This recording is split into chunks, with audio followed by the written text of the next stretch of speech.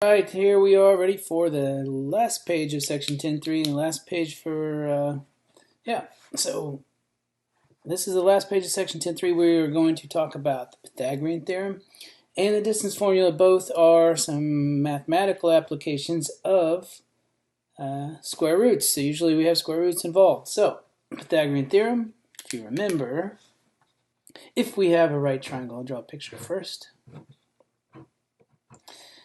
with legs A and B and hypotenuse C. So the legs are the sides that are connected by the right angle.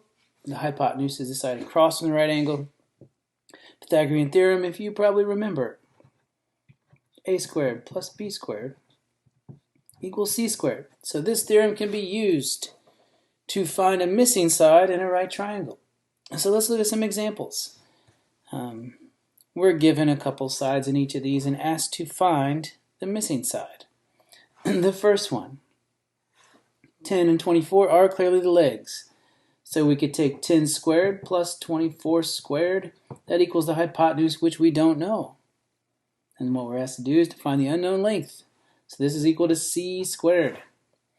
So let's see, I don't know, 10 squared, I'm going to use my little calculator here on my computer to see what these things are in case I don't know. I know 10 squared is 100, that one's easy. But 24 squared, not so easy. So let's see, 24 times 24, let's see, that is 576. So we have 100 plus 576 is equal to c squared. All right. If we add these together, we get 676, right? So add these together, we get 676 is equal to c squared.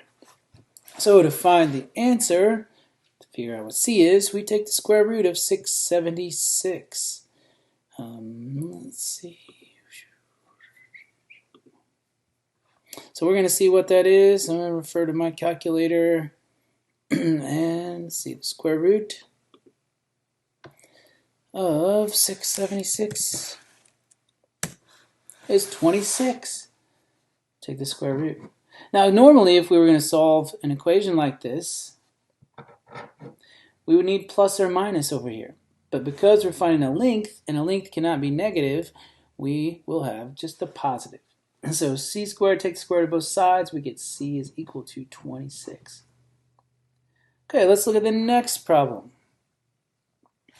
We have 6 as one of the legs. We don't know the other leg. Maybe I'll call that b. So now we have 6 squared plus b squared equals 7 squared. 7 is the hypotenuse. It's the one across from the right angle. Right angle is 90 degrees. So now let's see. We can find these. So we have 36 plus b squared equals 49. We subtract the 36 and we get b squared equals 13.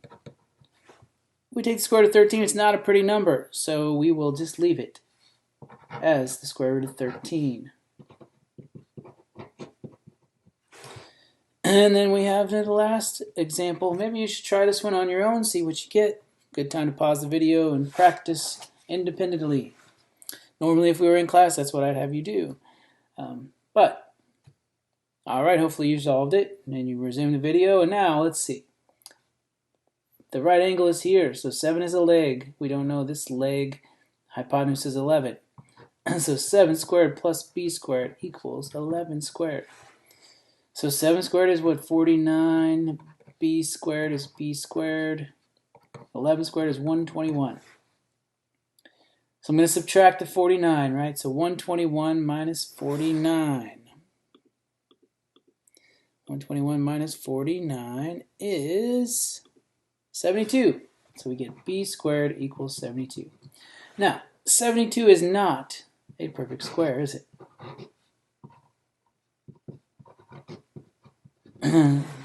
So if you take the square root of 72, you get a weird decimal. However, maybe it can be simplified. Is there a factor of 72 that is a perfect square? And if you're thinking in your mind, let's see, 4 might go into it, but there's a bigger one, right? Look at the perfect squares. 2 squared is 4, 3 squared is 9. 4 squared is 16, 5 squared is 25, 6 squared is 36. 36 goes into here. It's the largest perfect square that goes in there. So we can rewrite this. We can write it as b equals square root of 36 times the square root of 2. And we took out the largest perfect square from 72, and now we have square root of 36 is 6, and the simplified answer would be 6 times the square root of 2. Square root of 36 is 6, and then we have the square root of 2. Alright, that's using the Pythagorean theorem. Now, the other theorem we're going to look at is the distance formula. Distance formula, distance is equal to the square root x2 minus x1 quantity squared plus y2 minus y1 quantity squared. Alright then, so what do we do here? x2 and x1, those are x coordinates of 2 points. y2 and y1 are y coordinates of 2 points. And so we just plug in what we know. So down here, if we're looking at these 2 points, x1, y1 would be this point. x2, y2 could be this point. And we plug in what we know. So for the first example here, find the distance, we have the square root, and I'm going to do some of this calculation first. x2 minus x1, negative 1 minus 3. That would be negative 4. Quantity squared. Plus y2 minus y1, negative 2 minus 4 would be negative 6. Quantity squared. And so we can simplify that. This is 16 plus 36, right? So we get the square root of 16 plus 36. That's 52, right? We get the square root of 52.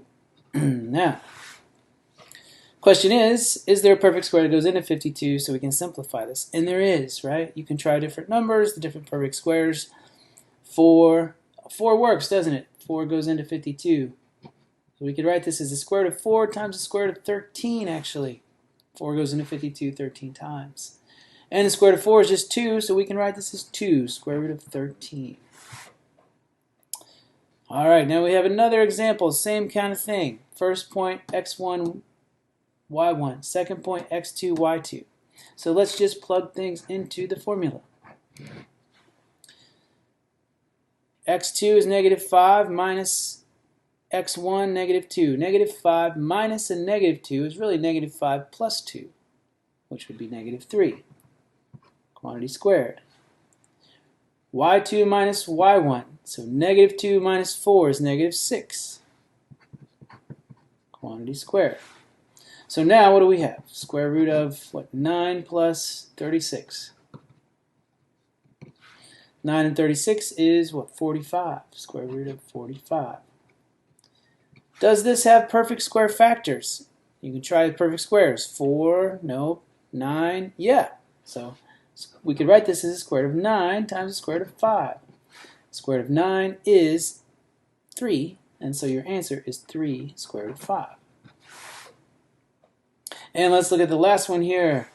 y2 minus y1, negative 1 minus 4 is negative 5, right? So we have negative 5 squared plus